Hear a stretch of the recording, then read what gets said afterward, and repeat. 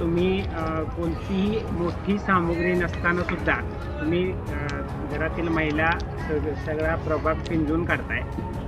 काय सांगाल, मतदारांची नेमक्या प्रतिक्रिया काय आहेत? आमचा हाच मूळ मुद्दा आहे की मतदानाला लोक बाहेर का पडत नाहीत. आपण जर बघितलं कुठलंही जेव्हा हे होतं मतदान, तेव्हा ॲव्हरेज 50 ते 55 अगदी मॅक्झिमम 58-60% पुढं मतदानच होत नाही. तर कुणी कधी विचार केला आहे का की असं का होतं?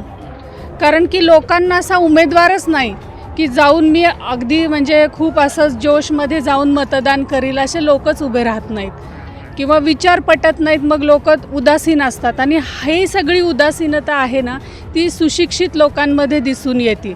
कारण का त्यांना दिसत असतं की ह्या उमेदवाराला मतं देण्यापेक्षा नाही दिलेलं बरं. तर त्या सगळ्या सुशिक्षित लोकांना आम्ही भेटतोय आणि आमचा जो मुद्दा आहे तो मांडतोय की तुम्ही एक संधी द्या आमच्या उमेदवाराला.